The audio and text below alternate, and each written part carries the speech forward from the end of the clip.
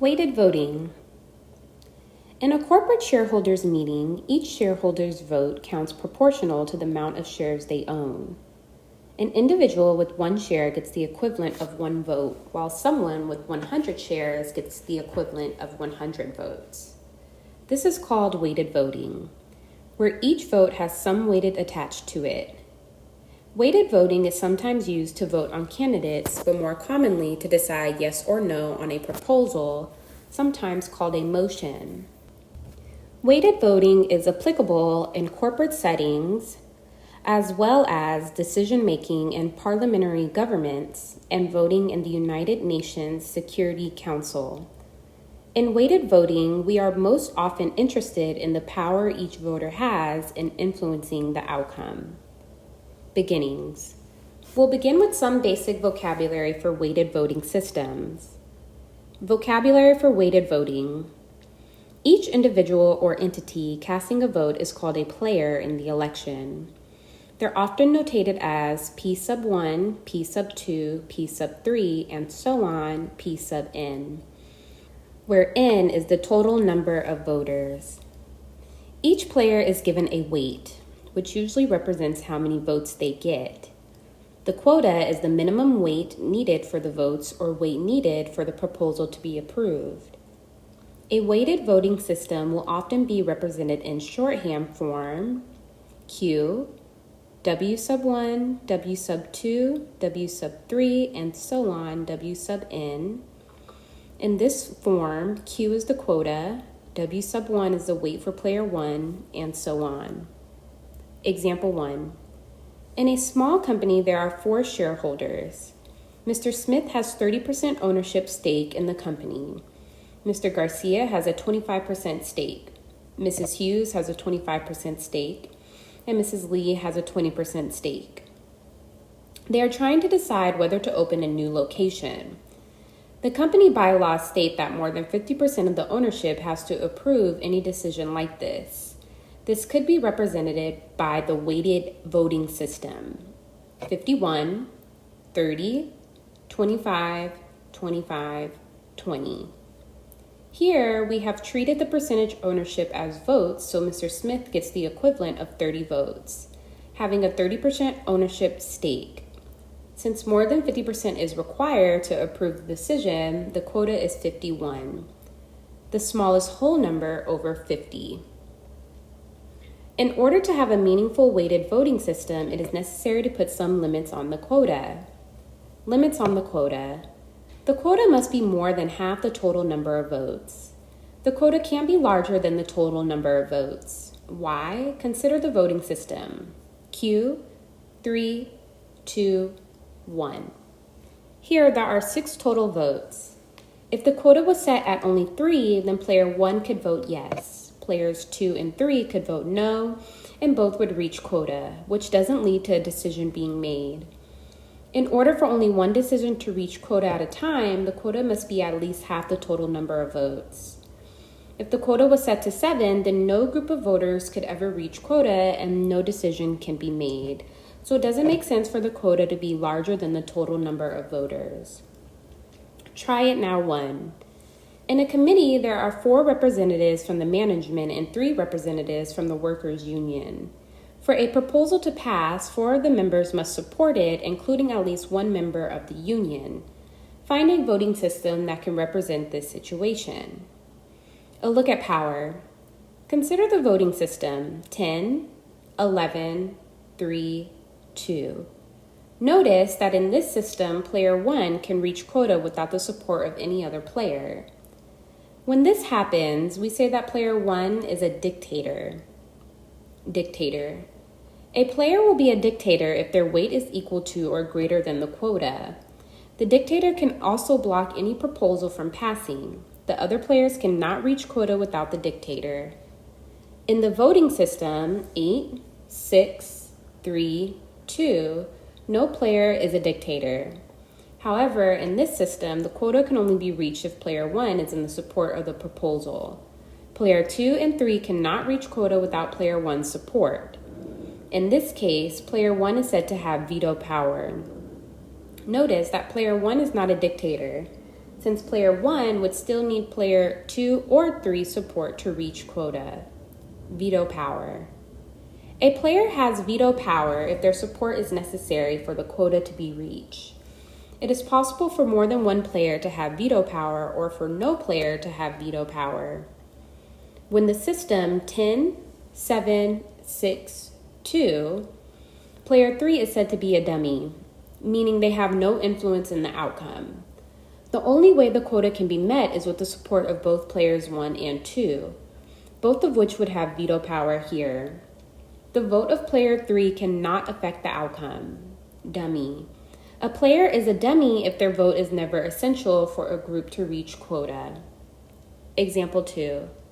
In the voting system, 16, 7, 6, 3, 3, 2, are any players dictators? Do any have veto power? Are any dummies?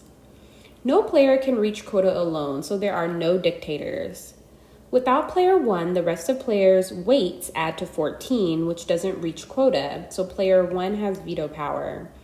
Likewise, without player 2, the rest of the players' weights add to 15, which doesn't reach quota, so player 2 also has veto power.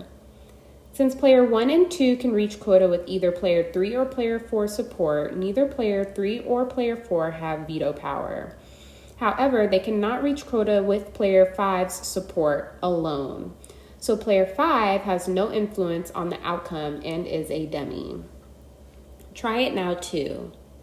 In the voting system, Q, 10, 5, 3, which players are dictators, have veto power, and are dummies if the quota is 10, 12, 16? To better define power, we need to introduce the idea of a coalition. A coalition is a group of players voting the same way. In the example above, P sub 1, P sub 2, P sub 4 would represent the coalition of players 1, 2, and 4. This coalition has combined weight of 7 plus 6 plus 3 equals 16, which meets quota, so this would be a winning coalition. A player is said to be critical in a coalition if them leaving the coalition would change it from a winning coalition to a losing coalition. In the coalition P sub 1, P sub 2, P sub 4, every player is critical. The coalition P sub 3, P sub 4, P sub 5, no player is critical, since it wasn't a winning coalition to begin with. In the coalition P sub 1, P sub 2, P sub 3, P sub 4, P sub 5, only players 1 and 2 are critical. Any other player could lead the coalition and it would still meet quota. Coalitions and critical players.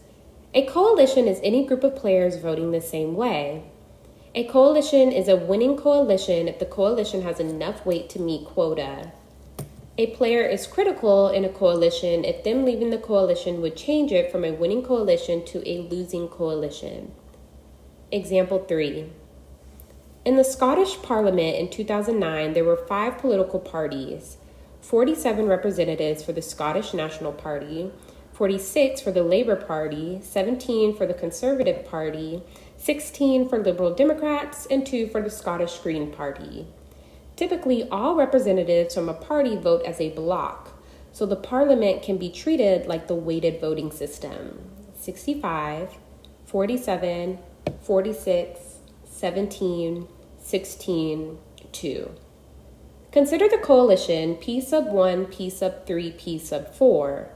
No 2 players alone could meet the quota, so all 3 players are critical in this coalition. In the coalition P sub 1, P sub 3, P sub 4, P sub 5, any player except P sub 1 could leave the coalition and it would still meet quota. So only P sub 1 is critical in this coalition.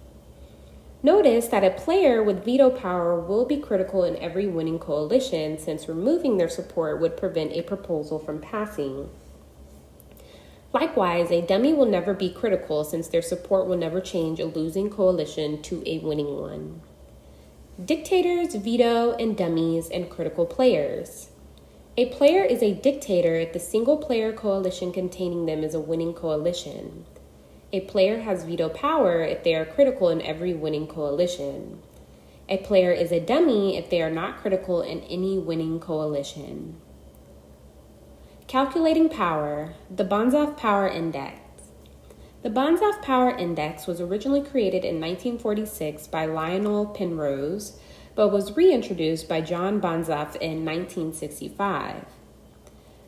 The Power Index is a numerical way of looking at power in a weighted voting situation. Calculating Banzhaf Power Index.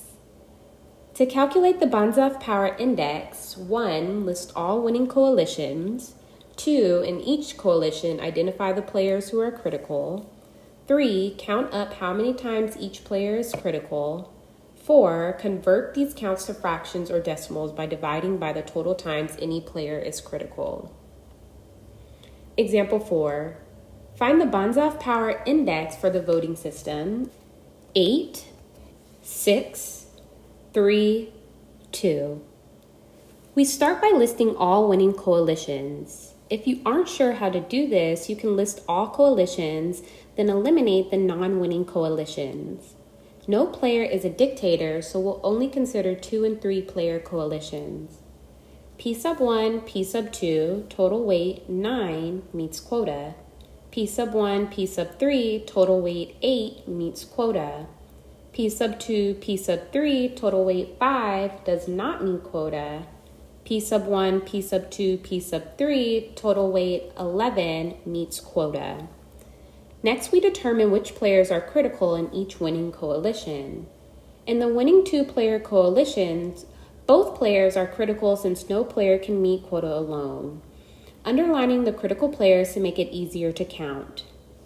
P sub 1, P sub 2, P sub 1, P sub 3. In the 3-person coalition, either P sub 2 or P sub 3 could leave the coalition and the remaining players could still meet quota, so neither is critical. If P sub 1 were to leave, the remaining players could not reach quota, so P sub 1 is critical. P sub 1, P sub 2, P sub 3. Altogether, P sub 1 is critical 3 times. P sub 2 is critical 1 time, and P sub 3 is critical 1 time. Converting to percent, P sub 1 equals 3/5 equals 60%, P sub 2 equals 1/5 equals 20%, and P sub 3 equals 1/5 equals 20%. Example 5. Consider the voting system 16, 7, 6, 3, 3, and 2. Find the Banzhaf Power Index. The winning coalitions are listed below with the critical players underlined. Counting up times that each player is critical, the total of all 16. Divide each player's count by 16 to convert to fractions or percents. The Banzhaf Power Index measures a player's ability to influence the outcome of the vote. Notice that player 5 has a power index of 0, indicating that there is no coalition in which they would be critical power and could influence the outcome. This means player 5 is a dummy, as we noted earlier. Example 6.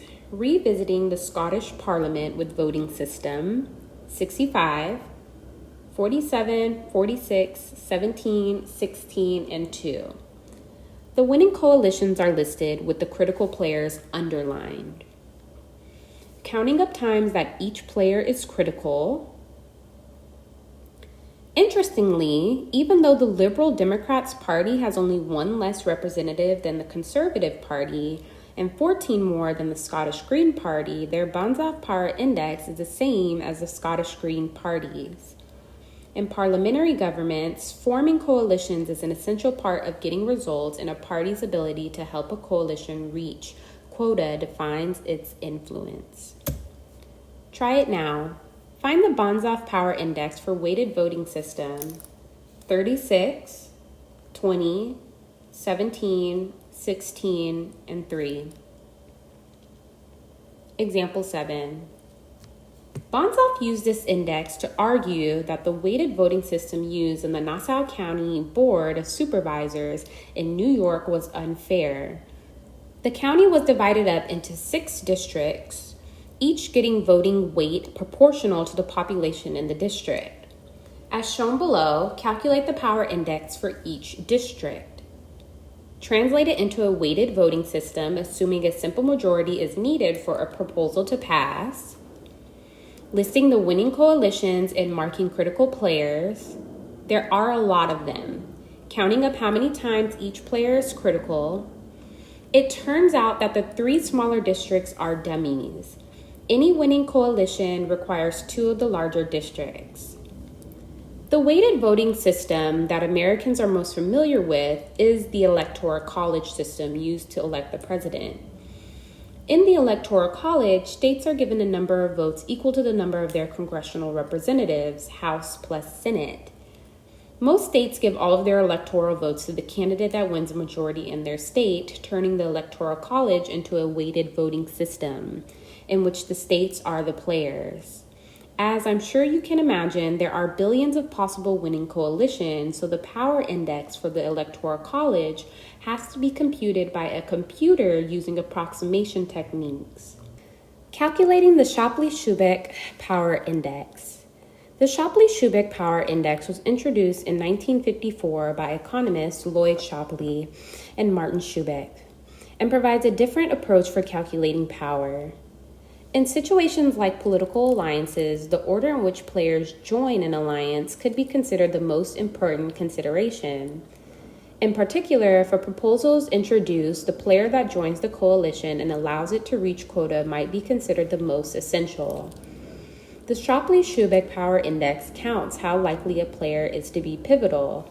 What does it mean for a player to be pivotal? First, we need to change our approach to coalitions. Previously, the coalition P sub 1, P sub 2, and P sub 2, P sub 1 would be considered equivalent since they contain the same players. We now need to consider the order in which players join the coalition. For that, we will consider sequential coalitions. Coalitions that contain all the players in which the order players are listed reflect the order they join the coalition. For example, the sequential coalition P sub 2, P sub 1, P sub 3 would mean that P sub 2 joined the coalition first, then P sub 1 would finally P sub 3. The angle brackets are used instead of curly brackets to distinguish sequential coalitions. Pivotal player. A sequential coalition lists the players in the order in which they join the coalition. A pivotal player is the player in a sequential coalition that changes a coalition from a losing coalition to a winning one. Notice there can only be one pivotal player in any sequential coalition.